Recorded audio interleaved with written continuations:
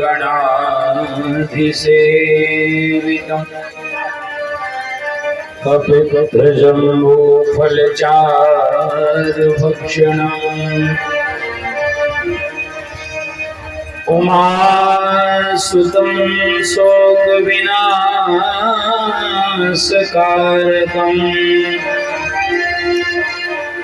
नमामि विघ्नेश्वरपादपङ्कजम् श्रीरामाय रामभद्राय रामचन्द्राय वेधसे रघुनाथाय नाथाय श्री सीताय पतये नमः।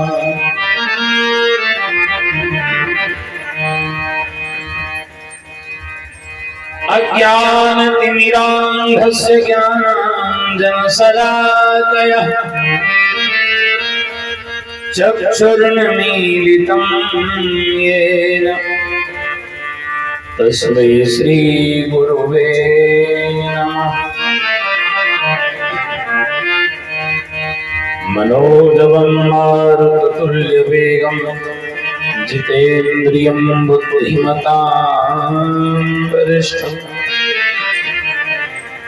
वातात्मजं वानरयूथमुख्यं श्रीरामदूतं शरणं प्रपद्ये।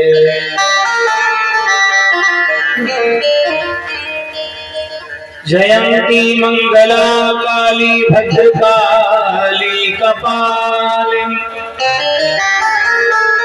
दुर्गा क्षमा शिवा धात्री स्वाहा स्वधा नमोस्तुते।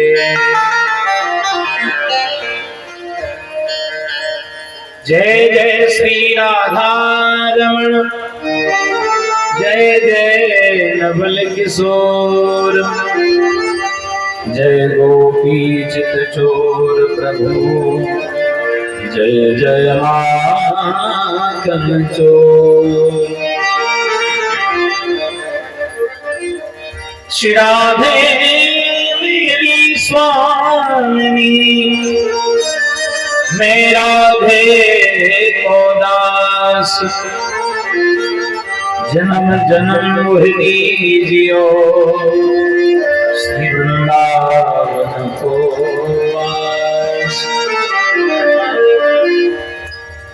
सब द्वार को छोड़ के मैं आयो तेरे द्वार श्री वृषभानु की लाडली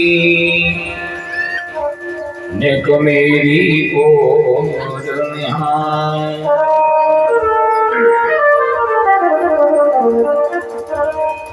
आई हनुमंत विराजिए कथा कहूँ की अनुसार प्रेम सहित गद्दी धरूं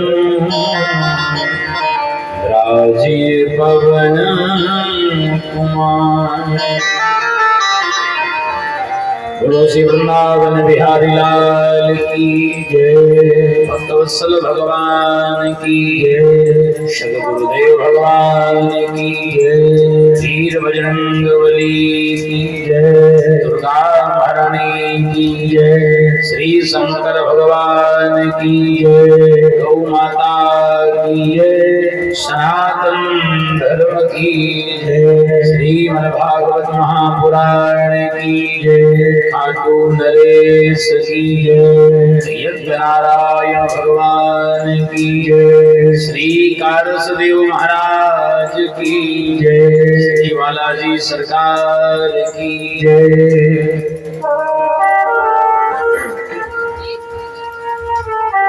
अखिल कोटि ब्रह्मांड नायक परात्पर परब्रह्म भगवान साक्षात गुरुआनंद कंद दयालु श्री माँ के बिहारी सरकार के चरणों में बारंबार वंदन प्रणाम करते हुए महावीर हनुमान जी महाराज एवं श्री सदगुरुदेव भगवान के चरणों में बारंबार वंदन प्रणाम करते हुए समस्त स्थान देवता, ग्राम देवता, वास्तु मंडल क्षेत्र पालक आदि समस्त पीठाक देवताओं के चरणों में बारंबार वंदन प्रणाम करते हुए कथा पंडाल में विराजमान सभी भगवत कथा अनुरागी धर्म प्रेमी भक्त श्रद्धालु श्रोतागण भक्ति स्वरूप माताएं बहनें सभी को मेरा प्रणाम। आइए आज प्रभु की पावन मंगलमयी कथा का द्वितीय दिवस दूसरा दिन और दोपहर कालीन कथा प्रारंभ हो रही। आइए कथा में प्रवेश करने से पहले अपने मन और वाणी को पवित्र करने के लिए 2 मिनट नाम संकीर्तन बड़े भाव के साथ सम्मिलित करते उसके बाद चलते हैं आगे ही कथा की। मीठे रस से भर्योरी राधा रानी लागे, महारानी लागे, मन करो करो जमुना जीरो पानी लागे। मीठे रस से भर्योरी राधा रानी लागे, रानी लागे, मन करो करो जीरो पानी लागे। मीठे रस से भर्योरी राधा रानी लागे, महारानी लागे, मन करो करो जमुना जीरो पानी लागे। मीठे रस से भर्योरी राधा रानी लागे, महारानी लागे, मन करो करो जीरो पानी लागे। पानी लागे दिखारो, पानी लागे दिखारो, पानी लागे दिखारो, पानी लागे दिखारो, पानी लागे दिखारो, पानी लागे दिखारो, मीठे रस से भर्योरी राधा रानी लागे, महारानी लागे, मन करो करो जीरो पानी लागे। मीठे रस से भर्योरी राधा रानी लागे, महारानी लागे, मन करो करो जीरो पानी लागे। हाथ खड़े करिए सभी लोग से।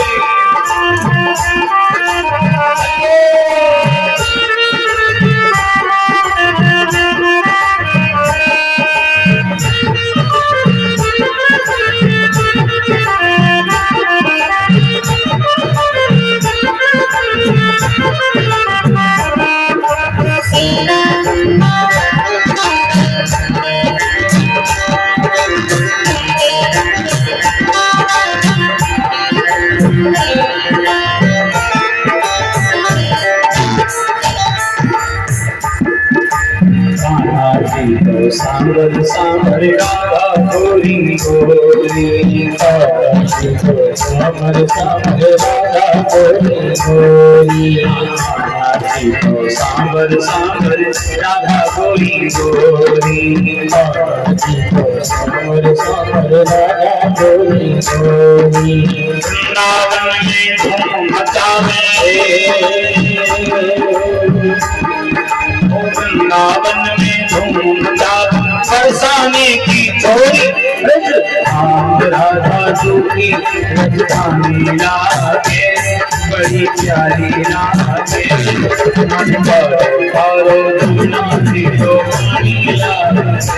मीठे रस से भर्योरी राधा रानी लागे, महारानी लागे, मन करो करो जीरो पानी लागे।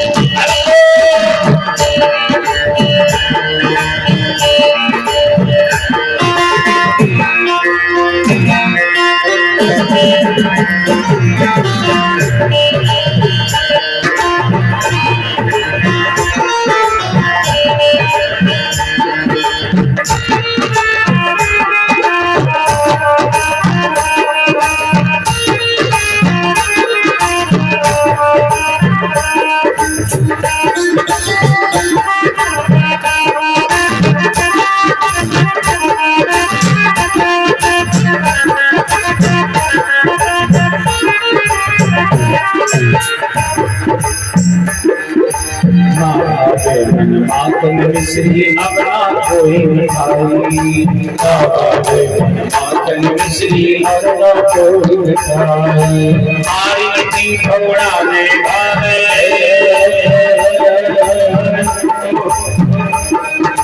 मारी की घोड़ा ने भावे खाना मिठाई।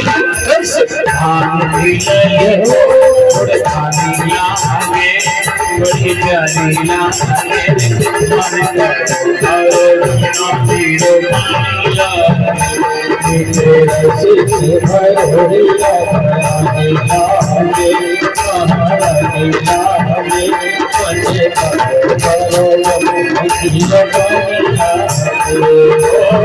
पानी लागे दीधारो, पानी लागे दीधारो, पानी लागे दीधारो, पानी लागे, पानी लागे दीधारो, पानी लागे दीधारो, पानी लागे दीधारो, पानी लागे से भरी राधा रानी लागे, लागे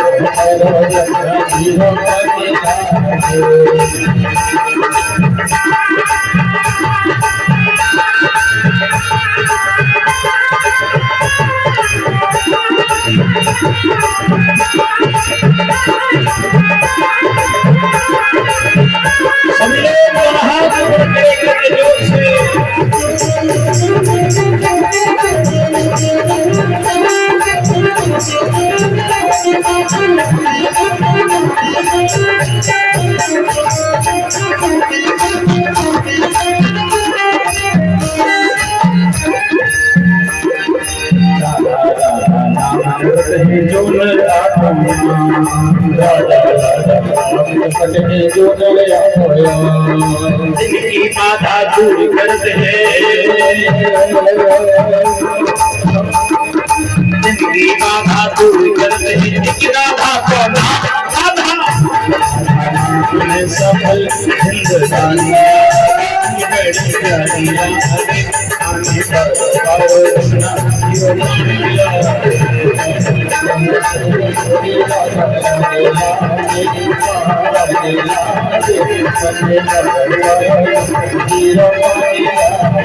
एक बार सभी लोग दोनों हाथ ऊपर खड़े करके हमारे साथ बोलेंगे जोर से, राधे राधे राधे राधे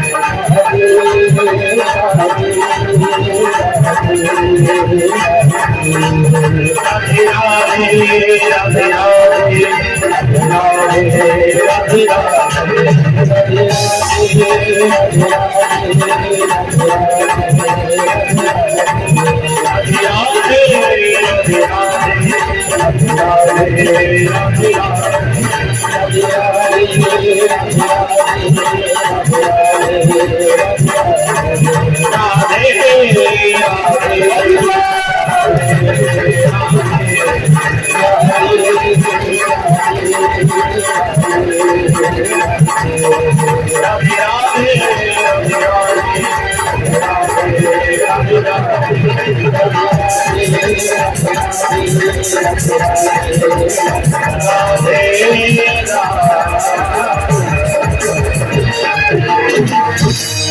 राधा रानी की जय, गुरु बरसाने वाली की जय।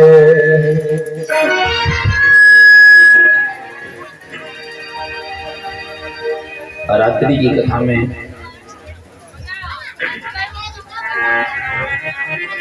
रात्रि की कथा में आप लोग सुन रहे थे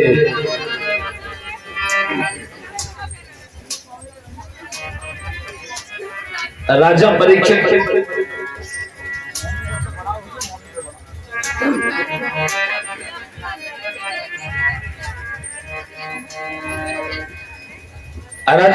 महाराज जंगल में गए शिकार खेलने के लिए, और शिकार खेलते हुए महाराज परीक्षित को रास्ते में गाय और बैल दिखाई दिया,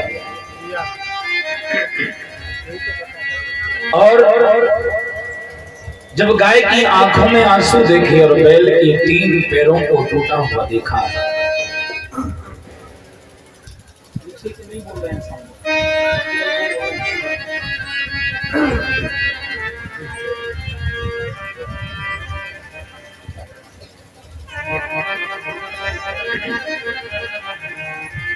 गाय की आंखों में आंसू और बैल के 3 पैरों को टूटा हुआ देखा, तो राजा के मन में बड़ा कष्ट हुआ। वो राजा ही कैसा जो अपने राज्य में गौ माता की रक्षा न कर पाए, वो क्षत्रिय ही कैसा जो अपने धर्म का पालन न कर सके, वो राजा ही कैसा जो अपनी प्रजा का पालन न कर सके।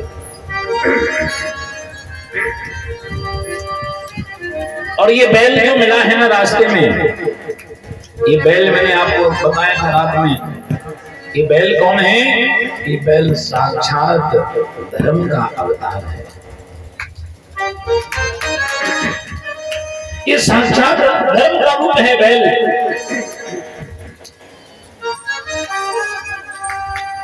और जैसे बैल के 4 पैर होते हैं, वैसे धर्म के भी 4 पैर होते हैं। धर्म के भी 4 पैर होते हैं, धर्म के भी 4 चरण होते हैं। और आपको ध्यान रखने के लिए हम एक बात बता रहे हैं, धर्म के जो 4 पैर हैं वो कौन कौन से हैं? सत्य, दान, दया और पवित्रता, ये 4 पैर हैं धर्म के। लेकिन जब कलयुग आता है ना, जब कलयुग आता है तो कलयुग के आने पर धर्म के 4 पैरों में से 3 पैर टूट जाते हैं। केवल 1 पैर के बल पर ही कलयुग में धर्म खड़ा रहता है। सत्य, दान, दया और पवित्रता, ये जो 4 चरण है ना, इन 4 में से सत्य, दया और पवित्रता, ये धर्म के 3 पैर कलयुग में कमजोर हो जाते हैं, मतलब टूट जाते हैं। केवल 1 पैर धर्म का बचता है और वो है दान।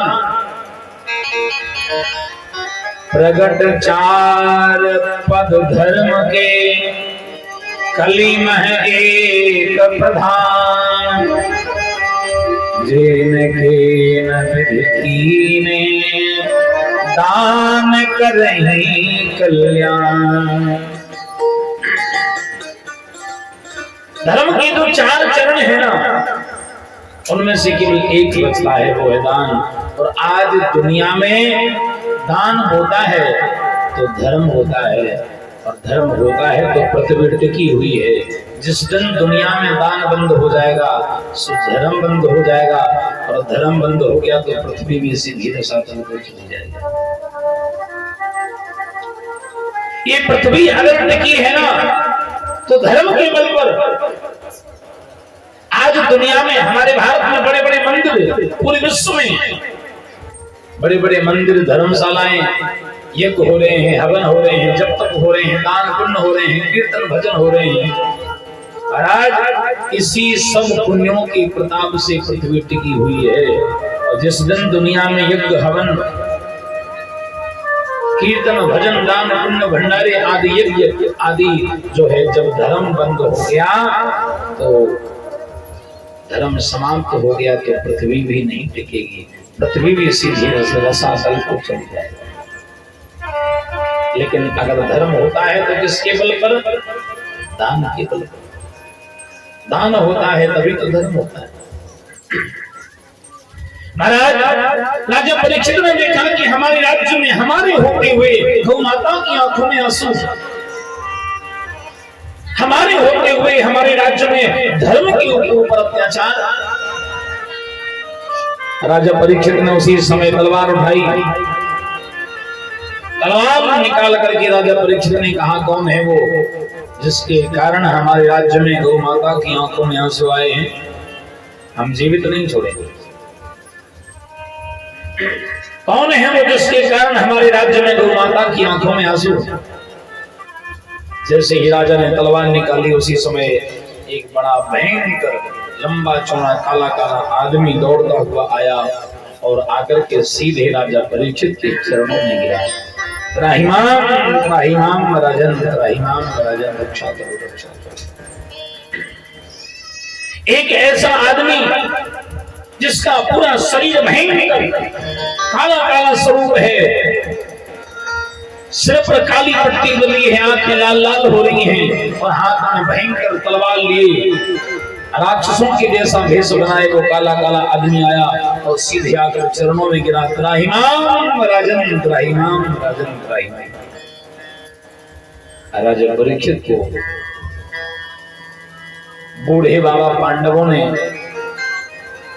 जाते समय अंतिम समय एक बात कही थी कि बेटा परीक्षित, कभी दुश्मन भी शरण में आ जाए तो क्षमा कर दे। राजा परीक्षित को अपने बाबा पांडवों का वो वचन याद आ गया।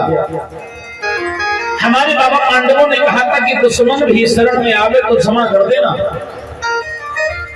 राजा परीक्षित ने तुरंत दौड़ करके उस लंबे चौड़े काले काले आदमी को उठाया, दोनों हाथों से उठाया, बोले भैया खड़े हो जाओ। अरे कौन हो तुम? क्या नाम है तुम्हारा? और ऐसे जमीन में पड़े हो, क्या चाहते हो भाई? तुम रो क्यों रहे हो? क्या बात है? अरे सांस क्यों, क्या चाहते हो? उस काले काले लंबे चौड़े आदमी ने जवाब दिया, महाराज मेरा नाम, मेरा पता, मेरा परिचय आप जानना चाहते हैं तो सुनिए महाराज, मेरा ही नाम है कलयुग, मेरा ही नाम है कलयुग और मैं आपके राज्य में रहने के लिए थोड़ी सी जगह चाहता हूं कि आप अपने राज्य के अंदर मुझे रहने के लिए थोड़ा सा स्थान देंगे। और देखिए कलयुग क्या है? कलयुग का मतलब होता है समय का परिवर्तन। जैसे अभी दिन है, कुछ घंटे के बाद रात होगी, इसे कोई रोक सकता है क्या? आज कल मंगलवार था, आज बुधवार है, कल गुरुवार होगा, इसे कोई रोक सकता है?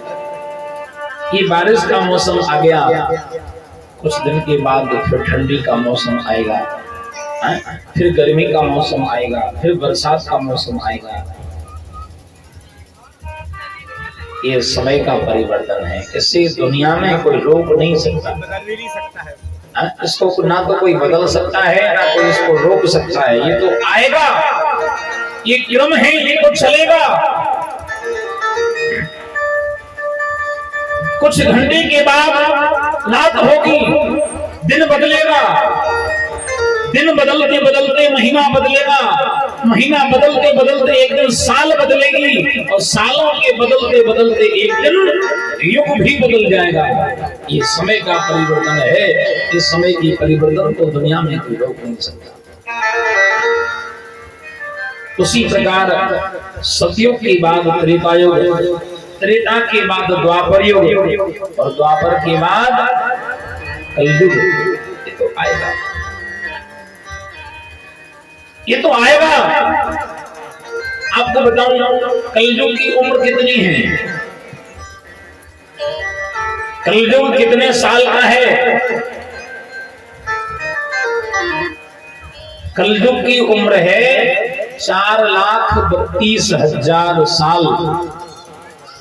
कितने? 4,32,000 वर्ष तक कलयुग पृथ्वी पर रहेगा। और अभी कलयुग की उम्र कितनी हुई? अभी कलयुग की उम्र हुई है केवल 5,500 साल। 5,500 वर्ष अभी केवल बीते हैं और पूरा कलयुग का जो समय है वो कितना है? 4,32,000 वर्ष। अभी तो प्रथम चरण, पहला चरण थोड़ा सा अभी आया कहाँ में कलयुग। उस कलयुग ने जगह मांगी, उस कलयुग ने स्थान मांगा, आप मुझे रहने के लिए जगह दे दो। राजा को लगा ये कलयुग है, बड़ा पापी अधर्मी है, लेकिन जब ये आया है तो जगह तो देनी पड़ेगी, तो हम इसको रोक तो नहीं सकते ना। तो राजा ने कहा कि कलयुग हम अपने राज्य में रहने के लिए तुम्हें 4 जगह देते हैं, उन 4 जगहों पर तुम्हारा वास हो, उन 4 स्थानों पर तुम्हारा निवास हो। और वो 4 जगह कौन कौन सी हैं? ध्यान से सुनना। उन 4 में से कहीं कोई एकाध जगह तुम्हारे घर में तो नहीं है, और अगर है तो उसको आज ही मिटा दीजिएगा। वो 4 जगह कौन कौन सी हैं? अभ्यतीर्थस्तदा तस्मै स्थानानि कलये ददौ द्यूतं पानं स्त्रियः सूना यथा धर्मस्य तुल्यः। कलयुग कहाँ रहता है? कलयुग के रहने की वो 4 जगह है। बोले जहां जुआ मदपान तीजो नारी प्रसंग, चौथा हो हिंसा जहां सो रहिए आप। जहां पर शराब पीने वाले लोग रहते हो, जहां पर जुआ खेलने वाले लोग रहते हो, जहां पर मांसाहार का भक्षण करने वाले लोग रहते हो, और जहां पर वेश्याओं की संगति करने वाले वेश्यागामी लोग रहते हो, ऐसे 4 जगहों पर कलयुग तुम्हारा वास हो जाओ। 4 जगह दे दी राजा परीक्षित ने। रहना है तो कहां रहो? बोले जुआ में रहो, शराब में रहो, वेश्याओं की संगति में रहो, और मांसाहार के भक्षण में रहो, तुम्हारा निवास हो। उस कलयुग ने सोचा कि राजा ना तो जुआ खेलता है, राजा ना जुआ खेलता है, ना शराब पीता है, राजा ना वेश्याओं की संगति करता है, ना पशु पक्षियों को मार के खाता है। ये तो चारों चीजें, ये तो चारों जगह राजा के घर में ही नहीं है। और जब ये 4 चीजें राजा के घर में नहीं है तो हम राजा के घर में कैसे रहेंगे? उस कलयुग ने दोनों हाथ जोड़े, बोले क्षमा करें महाराज, ये तो चारों बड़ी गंदी गंदी जगह आपने दे दी। प्रभु एक आध अच्छी सी जगह दो ना महाराज, एक आध अच्छी सी साफ स्वच्छ जगह दे दो तो आराम से रह लो। राजा परीक्षित के मुख से अचानक निकल गया। अचानक राजा परीक्षित ने कह दिया, बोले जाओ कलयुग स्वर्ण के अंदर, सोने के अंदर भी तुम्हारा वास हो। राजा को ये याद नहीं रहा, राजा को ये याद नहीं रहा कि स्वयं तो सोने का मुकुट पहना है सिर पर, इतना बड़ा सोने का मुकुट पहने हैं, हाथ में सोना, गले में सोना, कानों में सोना पहने हैं, और कह दिया बोले जाओ कलयुग सोने के अंदर भी तुम्हारा वास हो।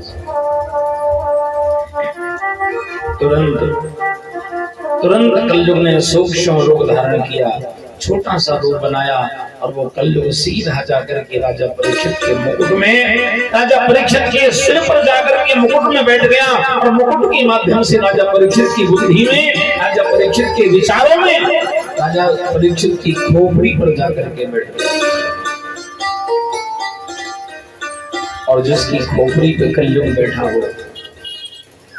है उसके तो भगवान भी मालिक नहीं है।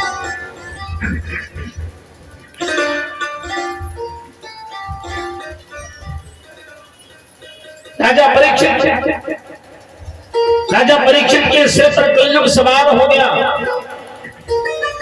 और आप विचार करिए, जो राजा रोज नियम से साधु संतों के आश्रम में जाता था, बैठकर के संतों के पास कीर्तन करता था, साधुओं के चरण दबाता था, महात्माओं के भोजन पाने की व्यवस्था करता था, साधु संतों के प्रवचन सुनता था, आज वही राजा परीक्षित सिर पे कलयुग बैठा है ना। यही तो कलयुग का प्रभाव है। वही राजा परीक्षित जो रोज पांव दबाता था संतों के, वही राजा परीक्षित घोड़े पर बैठे हुए जंगल में थोड़ा सा और आगे बढ़ा तो महाराज एक बहुत बड़े महान संत समीक ऋषि, एक समीक जी महाराज समीक ऋषि आश्रम में अपने ध्यान लगा करके बैठे हैं, प्रभु के चरणों में, भगवान के चरणों में ध्यान लगा करके बैठे हैं। और जैसे ही ध्यान लगा करके बैठे थे प्रभु के चरणों में, उसी समय राजा परीक्षित आया और राजा परीक्षित ने आश्रम के बाहर घोड़े पर बैठे आवाज लगाई।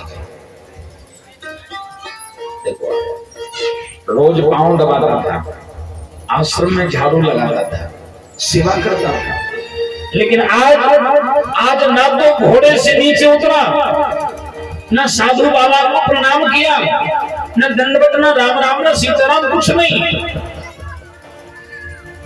घोड़े पर बैठे बैठे और वहीं से आवाज लगाता है, ढोंगी बाबा, ए पाखंडी बाबा, मेरे को प्यास लगी है, जरा पानी पिला दे।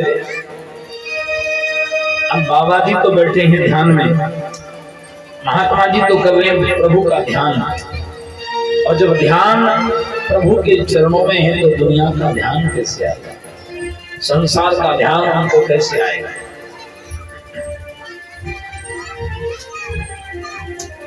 महात्मा जी ने भी नहीं सुना। जब महात्मा जी ने नहीं सुना तो एक बार फिर राजा, ए बाबा, मेरे ही राज्य में रहता है, मेरा ही खाता है और मुझे ही जल नहीं पिला सकता, जानता नहीं है मैं भारत देश का सम्राट, इस देश का राजा, और मेरे ही राज्य में रह करके मेरी बात नहीं सुनता, मेरे को पानी नहीं पिला सकता है। ये बाबा कितना ढोंगी हो गया, ये बाबा कितना पाखंडी हो गया। कई प्रकार के अपशब्द महाराज साधु को बोलने लगा, तब भी महात्मा जी की समाधि नहीं हुई।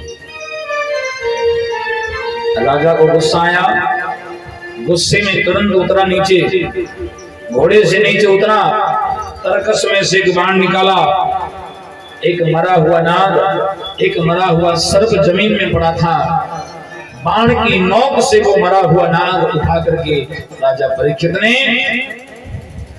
संत समीक ऋषि के गले में लपेट दिया, बाबा के गले में पहना दिया। वो नाग जिन संतों के गले में फूलों की माला पहनानी चाहिए, उन संतों को क्या पहना दिया, मरा हुआ नाग गले में लपेट दिया।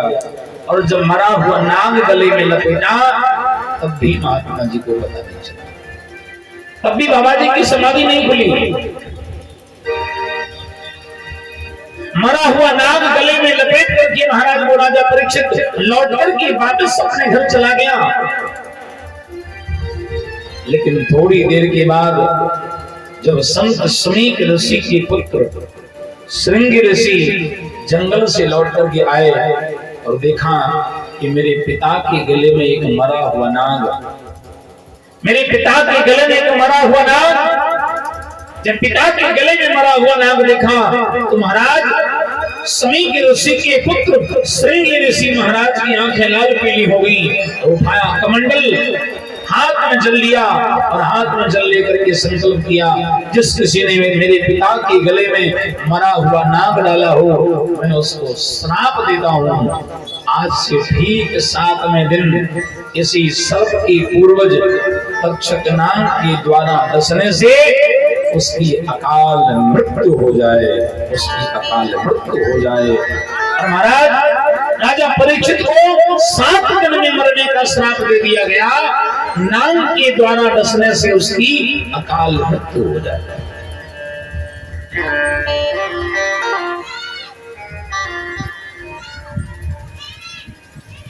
अकाल मृत्यु हो जाए। थोड़ी देर की मांग,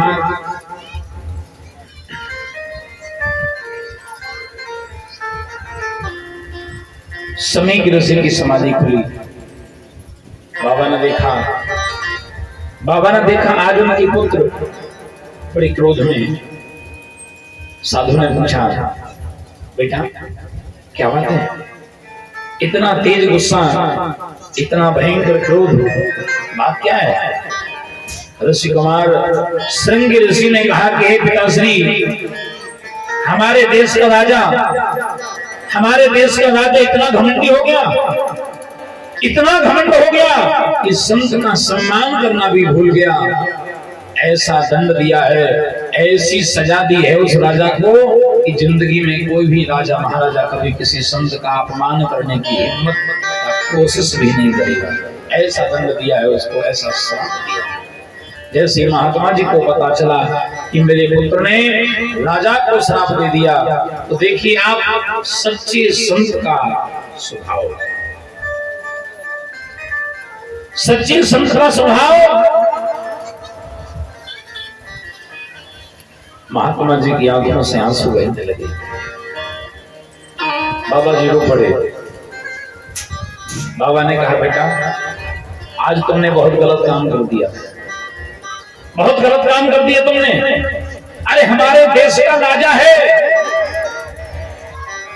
देखिए सच्चा संत वही होता है जो कभी दूसरों में दोष न देखे। सपने होने ही देखिए पर दोषा। अगर किसी ने हमको गाली दी है तो शायद हमारी कोई गलती होगी।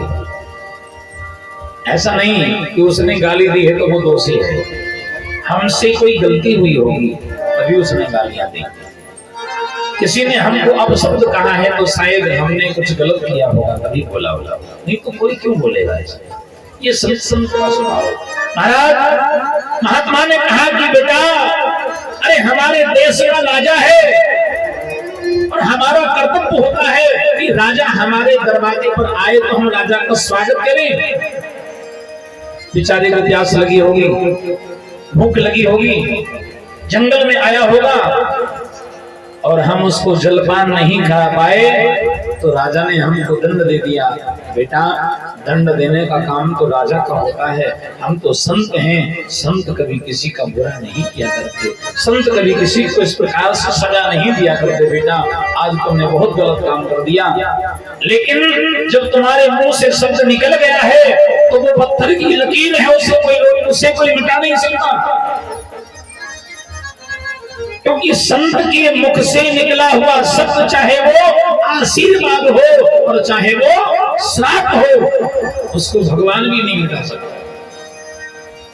मसान हो ये देवरसी वाणी, संत की वाणी कभी गलत नहीं होती।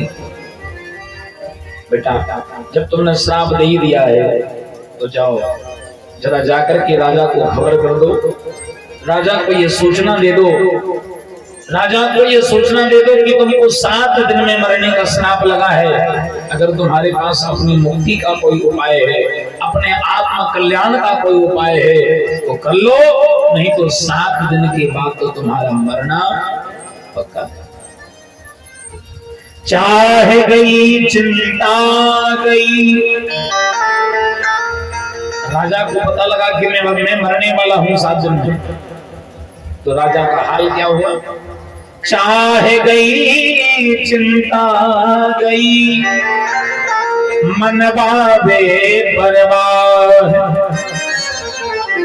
जिसको कुछ ना चाहिए सोई सहनसा।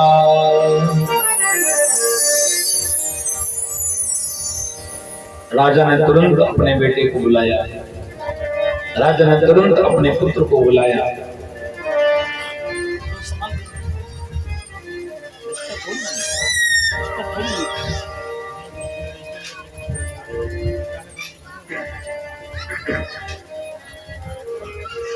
को लगा कि जब 7 दिन में मरना है तो क्या संग में बांध के ले जाए। तुरंत बुलाया अपने बेटे को, अपना राजपाट, अपना राजमुकुट, अपनी राजगद्दी, अपना राजतिलक सब कुछ अपने बेटे को दे दिया। राजा परीक्षित के पुत्र का नाम था जन्मेजय।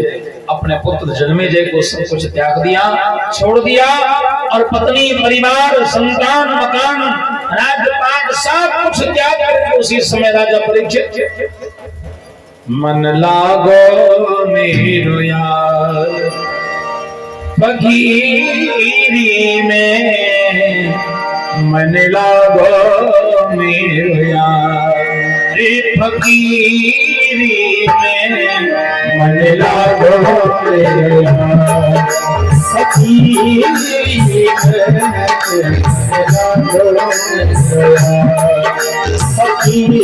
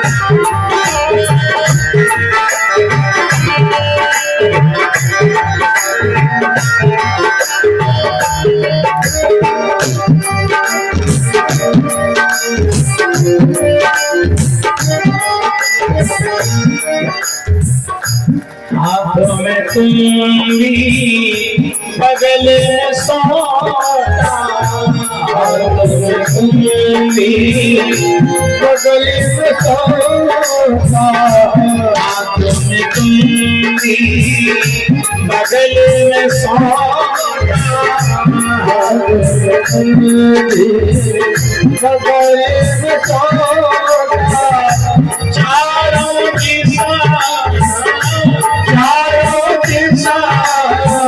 जगीरी में लागो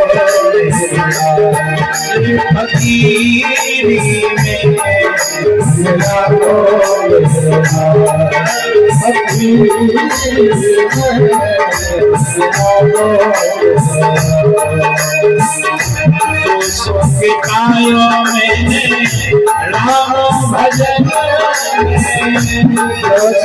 कायों में राम भजन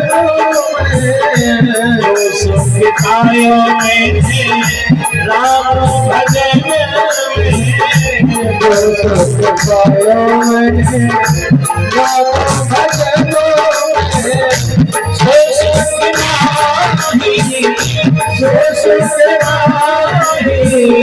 अमीरी में लागो फकीरी में, लागो फकीरी में, लागो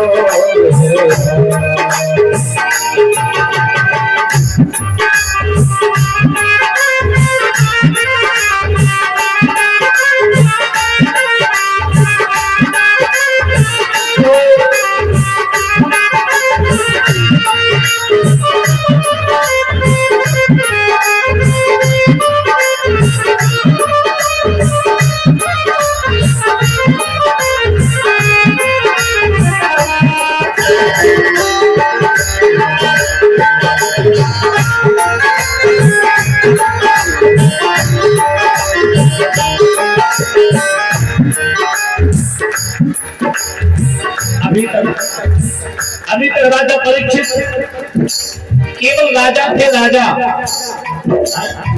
अभी तक केवल एक ही राज्य के राजा थे, लेकिन आज जब राजपाट त्याग दिया, माया मोह ममता आसक्ति बंधन सब त्याग दिए, तो अब राजा से क्या बनने जा रहे हैं? महाराजा बनने जा रहे हैं। अभी तक एक राज्य के राजा थे, अब राजा केवल एक राज्य में पूजता है? लेकिन जो साधु होता है, जो महात्मा होता है, जो संत होता है, वो राजा नहीं कहलाता, वो क्या कहलाता है? महाराज कहलाता है। और महाराज की पूजा एक राज्य में नहीं, महाराज की पूजा तो पूरी दुनिया में महाराज कहलाता है।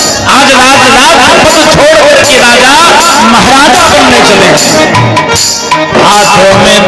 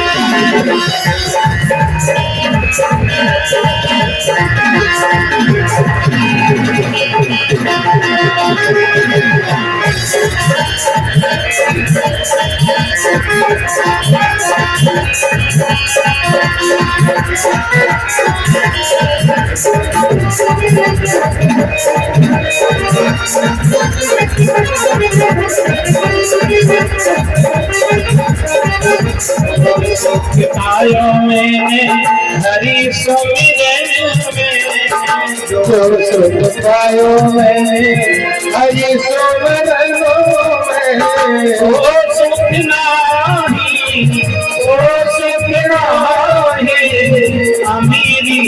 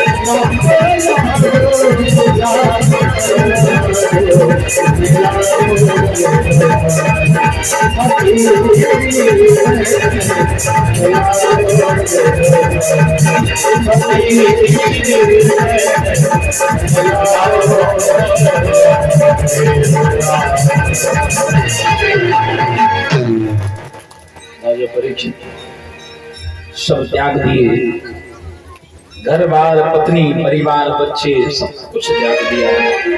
और जो धोती पहने खड़े थे राजा, मात्र एक धोती पहने, दूसरी धोती कंधे पे भी नहीं लटकाई, दूसरी धोती कंधे पे भी नहीं लटकाई, हाथ में कमंडल भी नहीं लिया, कुछ नहीं, सब कुछ त्याग करके राजा परीक्षित चल पड़े।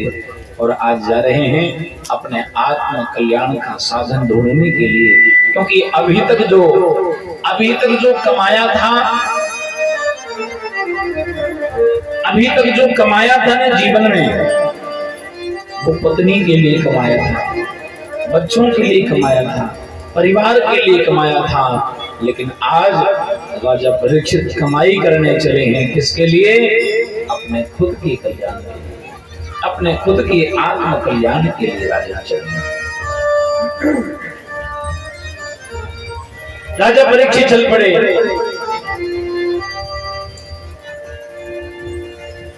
उसी समय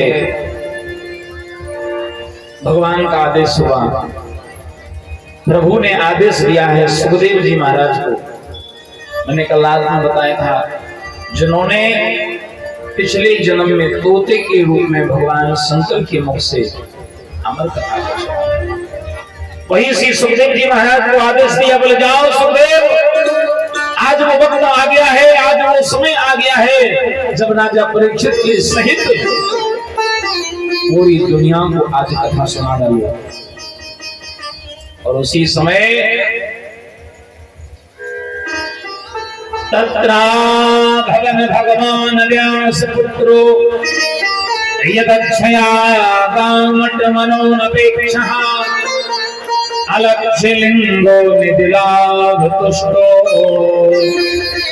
व्रतस्वालैर् अवधूत वेशः।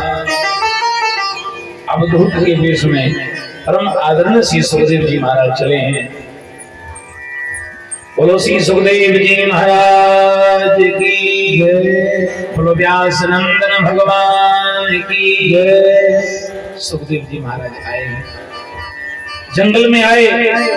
राजा परीक्षित जब जंगल में आए तो हजारों महात्मा इकट्ठे हो गए, लेकिन किसी ने भी ये नहीं बताया कि जल्दी मरने वाले को क्या करना चाहिए। जब सुखदेव जी महाराज आए और सुखदेव जी महाराज का राजा परीक्षित जी ने स्वागत किया,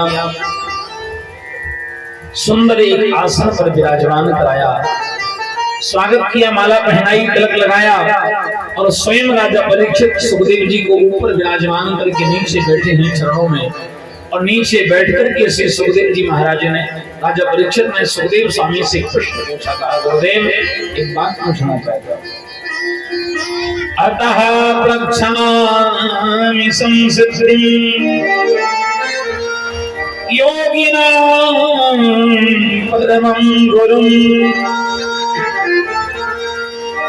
पुरुषस्य जतकार्यं म्रियमाणस्य सर्वथा। क्या पूछा है गुरुदेव, जल्दी मरने वाले को क्या करना चाहिए? जल्दी मरने वाले को क्या करना चाहिए कि उसकी सदगति हो जाए, उसकी मुक्ति हो जाए? सुखदेव जी बोले, राजन पहले तो एक बात बताओ, इस दुनिया में देर से मरने वाला कौन है? हाँ? सब जल्दी मरने वाले ही तो हैं। तुम कहते हो कि जल्दी मरने वाले को क्या करना चाहिए, तो मैं ये कहता हूं कि देर से मरने वाला कौन है? सब जल्दी मरने वाले हैं। अरे जो श्राप तुमको लगा है ना, ये श्राप पूरी दुनिया को लगा है। अरे 7 दिन में तो हम भी मरेंगे और 7 दिन में तो तुम भी मरोगे राजा। 7 दिन में तो तुम भी मरोगे और हम भी मरेंगे, सब मरेंगे 7 दिन में। कैसे कैसे? बोले भैया दुनिया में दिन तो 7 ही होते हैं। बोले दुनिया में दिन तो 7 ही होते हैं ना। उन्हीं 7 दिनों में से किसी एक दिन में आदमी का जन्म होता है, एक दिन में विवाह होता है, उसी एक दिन में पत्नी, परिवार, बच्चे, मकान, दुकान, दुनिया का जंजाल, और उन्हीं 7 दिनों में से किसी एक दिन में आदमी के जीवन की कहानी भी खत्म हो जाती है। इसलिए जल्दी मरने वाले को क्या करना चाहिए? श्वास श्वास पर कृष्ण भज,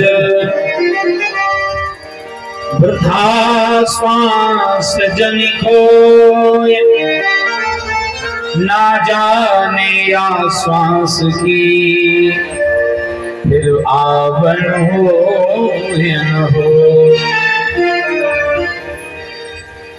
क्या करना चाहिए? बोले काम करते चलो, नाम रटते चलो, कृष्ण गोविंद गोपाल गाते चलो। क्यों? क्योंकि आएगा जब बुलावा, कुछ भी न साथ होगा, 2 गज कफन का टुकड़ा तेरा लिबास होगा। मौत जिस वक्त आवाज देगी, घर से बाहर निकलना पड़ेगा, क्योंकि जिंदगी एक किराए का घर है, एक न एक दिन बदलना पड़ेगा।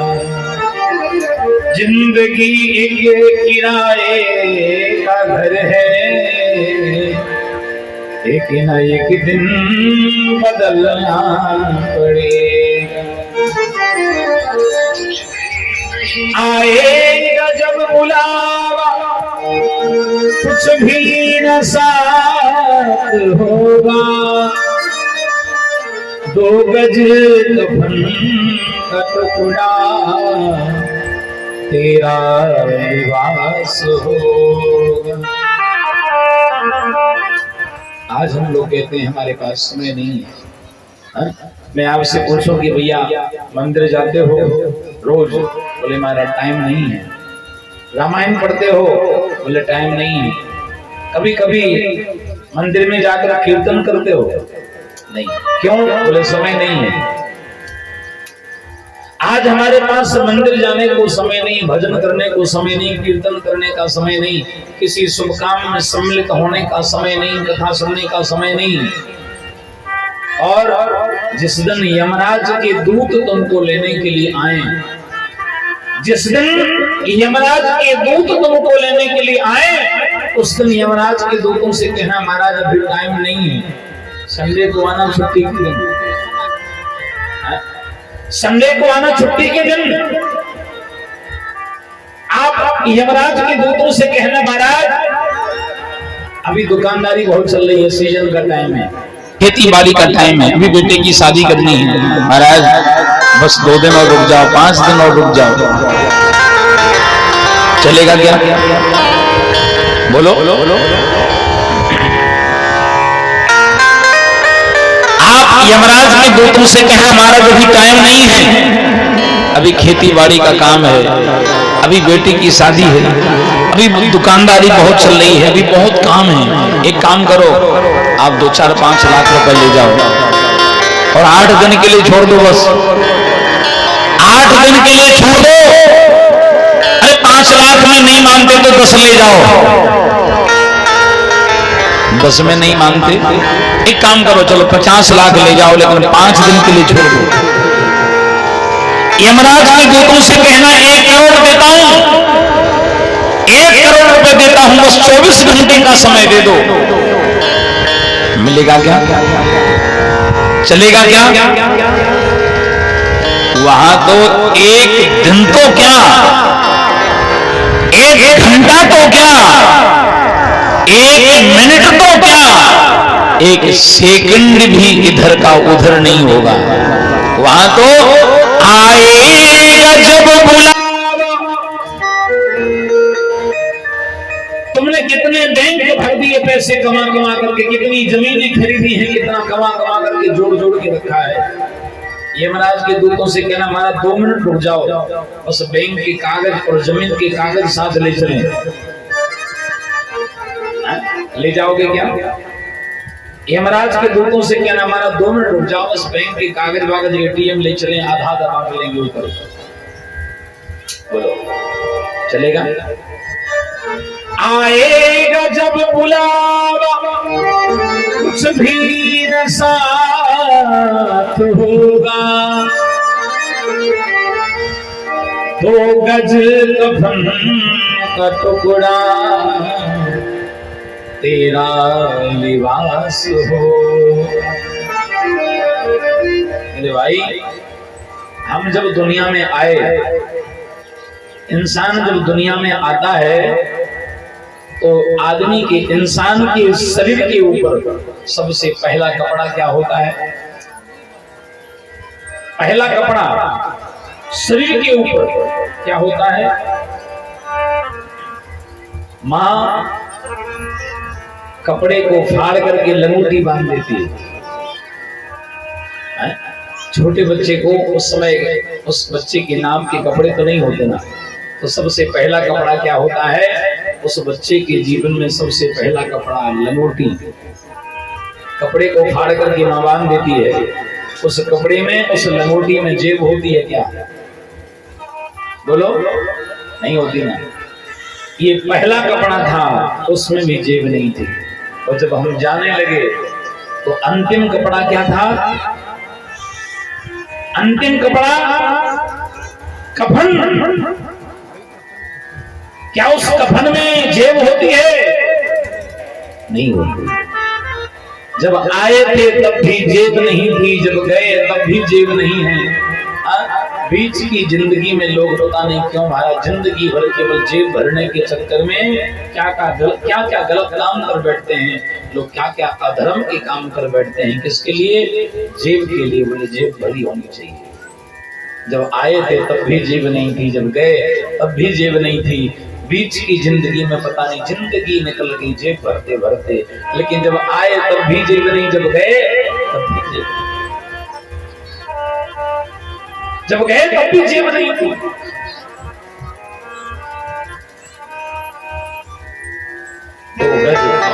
दो गज कफन का टुकड़ा हीरा लिया। बीत गए दिन भजन बिना रे, सुमिरन कर ले मेरे बना रे, सुमिरन कर ले मेरे बना रे।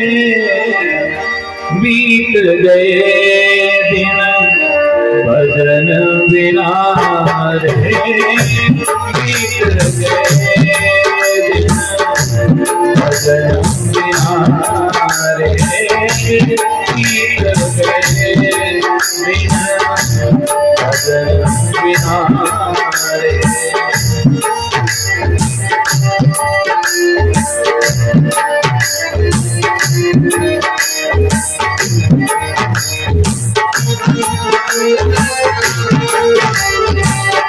ताली बजाते हैं प्रेम से सभी लोग।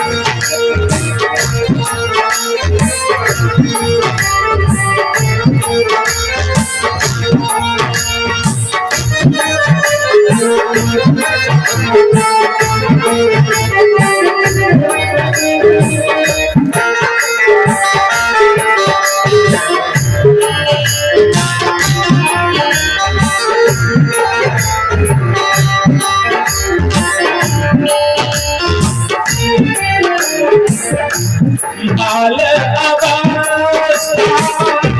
खेल समाई, बाल अवस्था खेल समाई, बाल अवस्था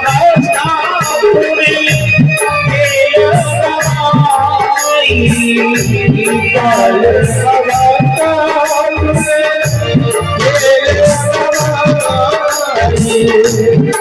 आई जवानी तब मान रे, आई जवानी